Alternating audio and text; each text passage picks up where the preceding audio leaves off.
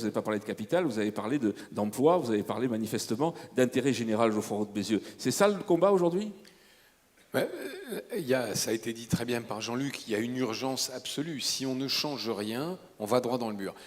Qu'est-ce qu'on peut dire ? Et tu as tout à fait raison de parler de changement de modèle. Depuis 30 ans, gauche et droite, on a eu le même système qui a consisté finalement à vivre sur l'emprunt public, l'emprunt privé, vivre sur l'augmentation des prélèvements pour nourrir une relance de la consommation et du pouvoir d'achat qui a abouti, alors moi je dis ça de manière un peu provocatrice, mais au final, on vend des écrans plats aux chômeurs pour qu'il y ait de la Coupe du Monde. Alors c'est un peu un mauvais symbole, mais en réalité, c'est exactement ça qu'on fait. Et donc, il faut qu'on change de modèle. Alors notre discours, il peut apparaître de temps en temps un peu provocateur. Et oui, de temps en temps, on appuie là où ça fait mal, là où ça fait très mal. Moi, je suis intimement persuadé que les Français, alors je ne parle pas forcément de leurs intermédiaires, mais les Français ont compris qu'ils ne peuvent plus continuer. Alors de temps en temps, il y a des soubresauts de métiers corporatistes. Alors là, en ce moment, dans l'actualité, il y en a un gros. Enfin, vous êtes moins concerné que la région parisienne, mais enfin, la grève de la SNCF, c'est un gros soubresaut. Les intermittents, c'est un autre soubresaut. Mais on va y arriver parce que la réalité est pas chez nous. Et j'ajoute un dernier argument, c'est que les Français, ils n'ont pas les œillères fermées comme certains politiques. Ils ont vu que les Espagnols ont baissé le salaire de leurs fonctionnaires de 10%. Ils ont vu ce qui s'est passé au Portugal. Ils ont vu ce qui s'est passé en Italie. Et ils ont vu que ces pays redécollent. Donc ils savent pertinemment ce qu'il faut faire. Donc on va arriver à le cristalliser et c'est le rôle du MEDEF. Et puis moi, juste sur le sujet, finalement au fond, quand on discute chacun d'entre nous dans notre entreprise, mais à la maison, dans la famille, avec des amis, avec des syndicalistes, avec des enseignants, tout le monde est conscient. Hein. Tout le monde est conscient. Il faut juste qu'on accepte de sortir de nos corporatismes, qu'on accepte de bouger les lignes, qu'on accepte de faire ensemble. Je l'ai dit, on le fait au niveau du collectif, il faut aller plus loin. Il faut qu'on accepte de changer de méthode. On voit bien que l'immobilisme, depuis 40 ans, ça nous mène droit dans le mur. Il faut juste qu'on accepte d'essayer autre chose. On n'a rien à perdre, on ne peut que gagner, et tous ensemble. Donc c'est ce qu'il faut expliquer aux Français, et moi je crois qu'il faut l'expliquer à tous les Français, bien sûr aux politiques, mais je ne m'inquiète pas trop parce que c'est des bons capteurs de tendances d'opinion. Ils comprendront assez vite. Mais à nous tous, dans nos entreprises, au quotidien, il faut l'expliquer autour de nous. Et pour ça, on a besoin de vous. Peut-être que le chef d'entreprise, il sent les choses, il avance un peu mieux. On a besoin de nous tous. Voilà. Voilà, un MEDEF qui tient le cap, un MEDEF de combat. C'est le MEDEF de Pierre Gattaz, qu'on accueille tout de suite. Monsieur Pierre Gattaz, président du MEDEF.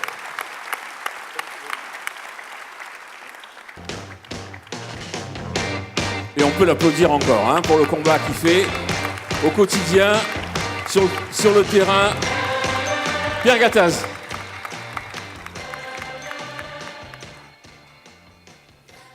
Mesdames et messieurs, bonjour. Je resalue Jean-Luc et Geoffroy qui est venu avec moi. Monsieur le député, monsieur le général, mesdames et messieurs les élus, grand plaisir d'être parmi vous ce soir. Je crois que beaucoup de choses ont été dites, mais je vais essayer de... Je suis resté avec vous, en fait je vais prendre un avion ou un train à 7h15, et quand j'ai vu que j'avais plus que 7 minutes à parler, je me suis dit c'est pas possible, je vais rester et je repartirai demain matin. Donc c'est bien, je peux vous faire un discours de 4 heures. Non, je vais essayer de résumer un petit peu tout ce qui a été dit, si vous voulez, par rapport au témoignage des PME que je salue, que j'applaudis encore. Pourquoi je suis devant vous ce soir, en fait ? Eh bien, je suis comme vous, je suis un chef d'entreprise. Et quand on est chef d'entreprise, qu'on exporte beaucoup, ce qui est mon cas, on revient en France et on est abasourdi, on est étonné, on est triste pour notre pays. Et c'est comme ça, en fait, que je me suis présenté à la présidence du MEDEF. C'est parce que, quelque part, on a 3 choix. On a le choix de se faire très mal à l'estomac tous les jours en disant « mais c'est pas possible, ils n'ont pas compris, ça fait 15 ans, 20 ans, 30 ans... » Donc on se fait mal à l'estomac. Deuxième choix, on part, on vend notre société et puis on va en Suisse, à Bruxelles, ce que je ne voulais pas faire non plus. Troisième choix, on s'engage. Et c'est ce choix-là que j'ai choisi parce que, en effet, c'est triste de voir notre pays qui ne bouge pas, qui ne veut pas se réformer. Et c'est triste de voir, nous sommes l'un des derniers pays à ne pas avoir compris que tous les pays qui réussissent aujourd'hui ont fait 3 choix fondamentaux. Ils ont fait le choix de l'entreprise, c'est fondamental. Ils ont fait le choix de l'économie de marché. Et ils ont fait le choix de la mondialisation. Et quand vous regardez la Corée, Singapour, Hong Kong, Taïwan, la Chine, l'Inde, tous les pays européens qui réussissent, ils ont fait ces 3 choix qui ne sont pas des choix politiques. L'entreprise n'est pas à gauche, n'est pas à droite. L'économie de marché n'est ni à gauche ni à droite. Les Chinois ont inventé l'économie socialiste de marché. Eh bien, nous n'avons pas fait notre révolution culturelle, économique. Et je crois que ça, c'est un des grands rôles du MEDEF, de l'équipe du MEDEF, des MEDEF territoriaux aussi, c'est de faire que ce pays, que notre pays, fasse ce triple choix une bonne fois pour toutes. Et qu'il y ait des alternances à gauche ou à droite ou au centre. On s'en fiche à partir du moment où on préserve l'entreprise, l'économie, la mondialisation. Et je crois que ça, c'est un des points fondamentaux de notre pays. C'est ce que nous cherchons à faire au niveau du MEDEF aujourd'hui. Alors je voulais aussi dire que le MEDEF, c'est une vaste maison. C'est 800 000 adhérents au total, et principalement des PME. Sur les 800 000, vous avez le CAC 40, bien sûr, vous avez le SBF 120, et vous avez 799 000 PME dont la taille moyenne se situe entre 10 et 30 personnes. Donc le MEDEF, c'est une organisation de terrain, c'est une organisation de PME, de TPE, et c'est aussi une formidable armée de combattants de l'économie. C'est une formidable armée d'évangélistes ou d'ambassadeurs de l'entreprise et de l'économie. Et je crois que c'est ça qui est important ce soir aussi, c'est que nous sommes tous réunis dans cette salle, et je salue aussi les partenaires sociaux, j'en ai croisé quelques-uns, des députés, des élus, sans doute des cadres et des salariés qui sont présents parmi nous. C'est aussi de dire voilà comment ça fonctionne le pays, et voilà quel est le projet du MEDEF. Alors le projet du MEDEF, Geoffroy en a parlé un peu, il commence par la croissance et l'emploi. Pourquoi ? Le problème numéro 1 du pays aujourd'hui, c'est le chômage à 11%. Et ça, c'est insupportable. Et c'est insupportable pour nous tous, et c'est insupportable pour moi. Qui peut créer de l'emploi ? C'est l'entreprise. Alors, même sur ce point-là, moi, on me challenge. On me dit, ah non, c'est pas vrai, monsieur Gattaz. Non, là, il y a les associations. Alors, j'ai dit, oui, bien sûr. Mais ce sont des subventions, ce sont des dons, les associations, ce n'est pas forcément de la création de richesses par les marchés. Et puis ensuite, on me dit, mais il y a la fonction publique. Alors là, je dis, oui, mais la fonction publique, c'est déjà 5,5 millions fonctionnaires. Nous en avons déjà beaucoup plus que les Allemands. Je crois que c'est 1,5 million de plus. Et nous avons une sphère publique qui représente 57% du PIB du PIB. Alors qu'en Allemagne, c'est 45%. Et que la moyenne européenne, c'est 49%. Donc il faut expliquer tout ça, et on arrive bien évidemment, vous l'avez compris, sur l'entreprise. Alors après, il faut expliquer comment ça fonctionne une entreprise. Parce qu'il y a beaucoup de gens que je rencontre, y compris parmi nos chers députés, nos chers ministres, pas ceux qui sont dans la salle, bien évidemment, mais qui parfois me disent, mais vous savez, monsieur Gattaz, le problème des entreprises françaises, elles ont des marges très faibles parce que vous distribuez trop de dividendes. Voilà, là je dis, monsieur le ministre, les dividendes, c'est après les marges, je ne sais pas, avant. Et c'est bon. Donc déjà, on commence par les fondamentaux de l'économie, vous voyez, de base. Et ça, c'est un peu surprenant quand on a ces réflexions-là. Et on explique en effet qu'une entreprise, ça fonctionne avec 3 réacteurs. Alors, je vais être très rapide sur le premier, que vous connaissez tous. C'est le réacteur qui sont nos facteurs clés de succès, c'est-à-dire le client, il faut des clients pour que ça fonctionne. Le client, l'exportation, le marketing. Deuxième chose, de l'innovation. On a vu des tas d'exemples d'innovation tout à l'heure. Troisième chose, l'excellence opérationnelle, la maîtrise des processus, des procédés, des technologies, fondamentale pour l'exportation, fondamentale pour le service client. Quatrième chose, l'épanouissement des hommes, la motivation de nos hommes et de nos femmes, de nos salariés, leur employabilité, et ça c'est un terme très important, qui fait qu'une entreprise ne fonctionne que si, en effet, nos hommes et nos femmes sont formés, sont épanouis, sont motivés. Alors là, on me challenge aussi. On me dit, mais vous êtes très cynique. Vous voulez laisser vos salariés qui soient motivés, vous licenciez, vous en foutez, première crise. Je dis, mais pas du tout, monsieur le ministre ou monsieur le député. Pas du tout. Nous sommes dans un monde qui bouge. Nous sommes dans un monde en mutation permanente. Nous sommes dans un monde où la France est en concurrence avec 150 pays. Nous sommes plus du temps des temps glorieuses où nous avions 5 pays en concurrence. Nous en avons 150. Et le monde bouge. Et le monde est en mutation permanente à cause du numérique en plus. Non seulement on a plus de concurrents, mais en plus ça accélère.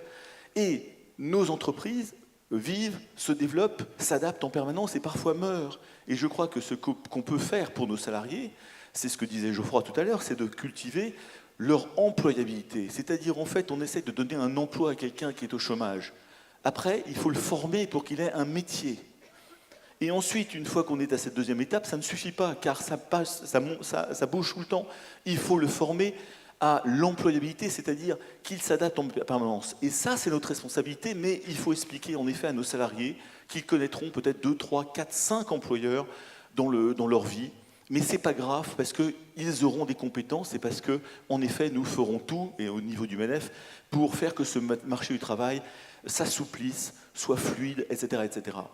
Cinquième facteur du succès sur le premier réacteur, c'est la montée en gamme. Ça aussi, c'est un point important. Je suis très souvent désespéré, notamment par la filière automobile française, qui, je trouve, depuis 15 ans, n'a pas réussi à rebondir, à intégrer la mondialisation, et on a laissé à nos amis allemands le haut de gamme, le premium, et qui fait qu'ils ont eu juste le réflexe que la Chine se réveillant, il y aurait quelques pourcents de riches et de cadres supérieurs et de classe moyenne qui auront besoin de grosses berlines. Et aujourd'hui, je pense que la montée en gamme des produits France, des services France est très important par rapport à notre environnement qui est cher. Ça, c'est ce que nous maîtrisons. Ça, c'est nos problèmes. Ça, c'est nos responsabilités. Pour faire fonctionner ce réacteur-là, vous en avez deux autres. Et là, c'est là où on rentre dans le lobbying du MEDEF et dans l'explication aussi, qui est le réacteur de la compétitivité et le réacteur de la confiance. Et ces deux réacteurs-là ne font fonctionner le premier. Pourquoi ? Car pour investir, pour embaucher, pour exporter, on l'a vu tout à l'heure, les difficultés de cette PME qui exporte, et bravo à eux, c'est du temps, c'est de l'argent, ce sont des fonds propres. Et pour investir, pour embaucher, il faut de l'argent, il faut donc des marges. Aujourd'hui, le problème de la compétitivité de la France est un vrai sujet. Nous nous sommes battus pendant des mois, des années, au niveau du MEDEF, pour faire accepter en effet ce rapport gallois et faire en sorte qu'il y a ce constat. Et je suis très content qu'après le CICE, eh bien, il y a un constat qui est que l'entreprise est fondamentale, nous devons restaurer les marges de nos entreprises. Alors, qu'est-ce qu'il y a dans le réacteur de la compétitivité coût que nous subissons ?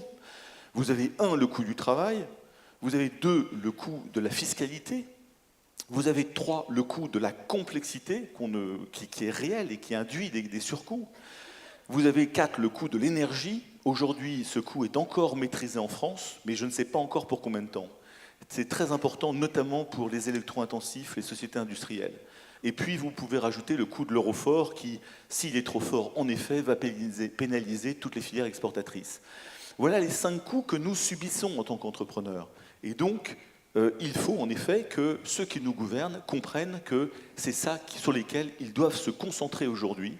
Et puis, le troisième réacteur, aussi dans leurs mains, c'est la confiance. Alors la confiance, l'environnement de confiance est fondamental pour moi. Car vous avez, moi j'ai une règle mnémotechnique sur la confiance, c'est la règle des 5 S. Alors c'est facile, c'est comme les 5 S japonais que certains doivent connaître, Seiri, Seiton, Seiru, qui veut dire ordonner, ranger, trier, jeter, qu'on utilise beaucoup dans l'industrie. Mes 5 S à moi de la confiance, c'est 1, il faut simplifier la réglementation. 2, il faut stabiliser la réglementation, de façon générale. 3, il faut avoir de la sérénité fiscale. 4, il faut avoir de la souplesse sociale. Et 5, il faut avoir de la sécurité juridique. Autour de ces 5 S, vous avez tous les combats du MEDEF, tous les combats des entrepreneurs. Et quand je reviens sur ces 2 réacteurs, l'un de confiance et l'autre de compétitivité, vous avez quelque part le pacte de responsabilité que nous avons inspiré. C'est public, je le dis sans fierté, sans fanfaronnerie, c'est pas mon style en plus, mais c'était les bases du pacte de confiance que nous avons donné au président de la République autour du 15 novembre. Et à partir de notre pacte de confiance, où nous avions suggéré la création d'1 million d'emplois nets d'ailleurs, ce pacte de confiance s'est transformé en pacte de responsabilité énoncé le 31 décembre dernier par le président de la République. Ouf! Et là, j'ai eu 3 fois ouf. Je me suis dit, ouf, il se passe quelque chose. Souvenez-vous, pendant des mois, rien ne se passait en France, rien ne bougeait. Eh bien, le 31 décembre, quelque chose s'est passé, le président de la République a dit qu'on avait bougé. Ouf! Deuxième ouf, il fait le choix de l'entreprise. Il dit, c'est l'économie de l'offre, politique de l'offre. Il faut baisser les dépenses publiques, incroyable. Il faut améliorer les marges d'entreprise, fabuleux. c'est les seuls qui créent de l'emploi et de la richesse pour le pays. Ben, je buvais du petit lait, je crois que c'est le meilleur réveillon que j'ai jamais passé de ma vie. Hein. Donc ça, c'est 3 ou 4 fois ouf. Et il l'a dit, il l'a répété le 14 janvier, il l'a répété le 21 janvier, il l'a répété à Istanbul, à Amsterdam, à San Francisco, à Washington, devant le monde entier. Donc ce pacte, il est bon dans le dialogue. Il a été prononcé à plusieurs reprises par le président de la République. Il a été reprononcé par Manuel Valls quand il a pris ses fonctions. Donc tout ça, nous avons dit, superbe, on nous a entendus, on nous a écoutés, et c'est dans la bonne direction. Nous pointons maintenant la bonne étoile. Et le problème aujourd'hui que nous avons, c'est qu'en effet, il faut que ce pacte soit mis dans la loi. Il faut qu'on passe du dialogue, des mots, au concret, aux mesures, car nous n'avons rien vu encore dans nos PME, nos ETI, nos TPE, dans nos comptes d'exploitation. Donc nous avons demandé, et je l'ai encore demandé ce matin, puisque j'avais une réunion avec le président Hollande et Manuel Valls, je peux vous le dire, c'est tout à fait public, je leur ai dit, écoutez, c'est très bien votre pacte, maintenant, 6 mois après, il faut le mettre dans la loi. Alors nous avons dit, il faut faire 3 choses. Mettez la trajectoire du coût du travail à 3 ans dans la loi, dans le fameux projet de loi de finances rectificatif. Mettez le projet de la baisse de la fiscalité dans la loi. Là, nous avons des incertitudes sur les quantums, sur le volume. Donc il faut qu'ils précisent leur trajectoire et le volume sur la baisse de la fiscalité. Et puis, il faut aussi mettre en place les mesures de simplification qui ont été proposées par Mandon et Poitrinal, vous savez, ce fameux binôme qui ont été mis en place par le président Hollande. Alors là aussi, petite victoire du MEDEF, encore une fois, sans orgueil, sans fanfaronnerie. Nous avons beaucoup poussé à la simplification. Un mot sur 2 tout à l'heure était de la simplification. Comme je vous l'ai dit, simplification, sérénité, dans les 85 codes, les 400 000 normes. Eh bien, nous avons été entendus. Le président de la République a nommé ces 2 personnes, un député de la majorité et un chef d'entreprise. Et aujourd'hui, ce député de la majorité, d'ailleurs, est passé secrétaire d'État. Et donc, c'est tout à fait intéressant pour nous, car le MEDEF et les MEDEF territoriaux, et vous tous dans cette salle, vous ne le savez peut-être pas, mais vous alimentez votre MEDEF territorial et régional qui alimente le national, et nous avons une équipe qui alimentons Mandon et Poitrinal pour enlever les galères quotidiennes, pour expliquer les galères quotidiennes que nous avons dans le fiscal, dans l'environnemental, dans l'administratif. Et il y en a des dizaines, et ça fait des années que ça dure. Et donc, il faut qu'on simplifie. Et mon rêve, c'est qu'on arrive en effet à la règle anglaise qui est one in, two out. C'est-à-dire, pour un texte de loi créé, vous en supprimez 2. Alors, je travaille avec Mandon et Poitrinal pour voir si cet objectif-là serait annonçable, serait devenu public. C'est aussi une question d'organisation de l'administration et des ministères, car tout ça n'est pas simple. Donc ça, c'est un point important du pacte, cranté dans la loi, et on a quelques jours devant nous. J'espère que ça va être fait d'ici à début juillet. Le crantage dans la loi de la baisse du coût du travail, celui de la baisse de la fiscalité, des mesures qui seront mises en simplification par ordonnance dans la loi aussi. Et enfin, en effet, qu'on arrête de nous harceler, de nous maltraiter. Car ça, c'est extraordinaire, si vous voulez. Depuis que je suis arrivé à la tête du MEDEF le 3 juillet dernier, on a subi, mais quasiment toutes les semaines, des agressions, j'appelle bien des agressions, par méconnaissance très souvent du fonctionnement des entreprises, ou parfois par dogme, ou par idéologie, qui sont nos 3 ennemis, si vous voulez, quand on fait de l'entreprise. Vous savez bien, nous, on est sur du pragmatisme. On sait comment on crée de l'emploi, comment on investit, comment ça fonctionne. Eh bien, on a eu à subir la loi Florange, la loi Hamon, la loi sur les stagiaires récente, la loi sur l'inspection du travail qui a été pour l'instant reportée. Et il y en a encore, alors j'en passe, c'est des meilleurs. Le harcèlement fiscal aujourd'hui sur les sociétés d'animation. Là aussi, Michel Sapin a mis un peu d'ordre dans un projet d'instruction fiscale qui visait en fait à requalifier des sociétés d'animation détentrices de titres et qui fait que requalifier à l'ISF. Donc vous imaginez, pour ceux qui ont des patrimoines industriels encore en France, eh bien on aurait là encore